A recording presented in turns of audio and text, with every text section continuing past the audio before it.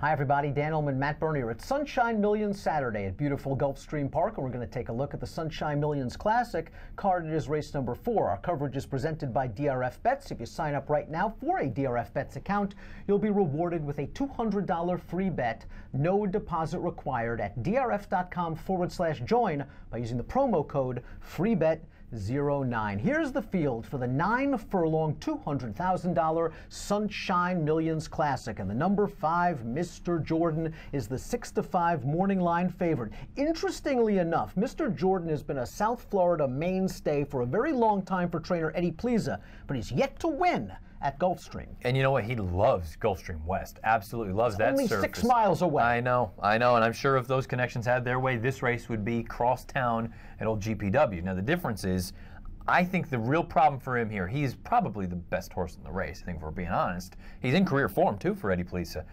I tell you what, I have no idea if that final 1/8 of a mile is going to be doable. I'm sorry, 16th of a mile. I have a feeling that's going to be his sort of end-all, be-all. I think he's more of a Gulfstream West 1 1/16, 1 mile, 2-turn type. Yeah. Now you're asking him to go 1 1/8, and that could be a problem, especially when we see this time form U.S. pace projector, because there's one thing we know about Mr. Jordan.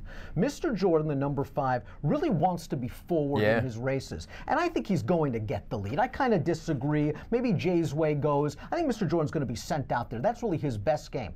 That 1 1/8 at a short price scares me. Yeah, I don't want any part of him, to be honest with you. Now, I'm not saying I would completely throw him out if I'm playing something like the Pick 5, or any of those sort of multi-race wagers. But at the same time, to me, this is one of those opportunities, and I'm saying this with the full discretion. I wish there was someone that I loved in here, but I don't.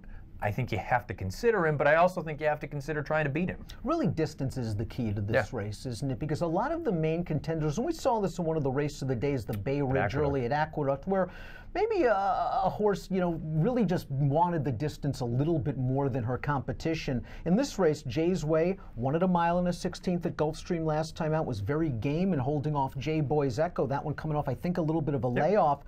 But didn't Jay's Way just have an easy trip on the lead in that spot and benefiting from J Boy's Echo's inactivity coming in? And that time from U.S. pace projector says it's not going to be easy this time around. Well, the other thing, too, to keep in mind, you also had another runner right there, You're to Blame. You had a 3-horse photo. I mean, they were right there on blanket finish. And Jay's Way, turning for home, looked like he was going to run 2 or 3 lengths behind the top 2, and somehow he still won that race. For what it's worth, the 4th place finisher came back to earn an 81 buyer in the next start. To me, Jay's Way, he's a nice horse. I don't want any part of him here. Down towards the rail, Crocodile Charlie is a stakes winner at Gulfstream Park, coming off of a victory, but he's stretching out 2 full furlongs after beating a weak open non-winners of 2 other than field. He's sharp and he's tactical, but he's got to improve from a buyer standpoint, and he's another one very questionable at this distance. I was going to say, he's never gone 2 turns in his career. Now he's going to go out to 1 1/8. Breaking from the inside, I suppose you have one way to go with him. You're going to send him.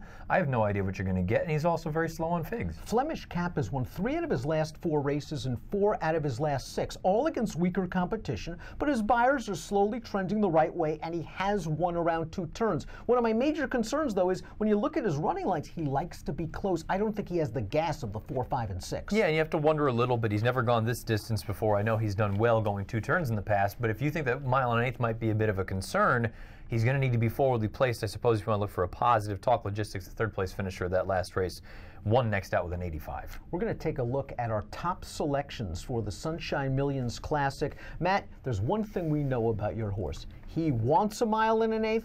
He'll appreciate a fast pace up front, and that's Catholic Cowboy for Nick Zito. There's a real chance that he just doesn't want to do it anymore. I mean, let's call a spade a spade. His current form is dreadful. He's 8 years old now. I don't know how much fight and will there is still to go on with it, but the one thing I know is if he's going to win a race, this is going to be it, where everyone else is distance challenged. 1 1/8's not going to be a problem for him. He loves Gulfstream Park.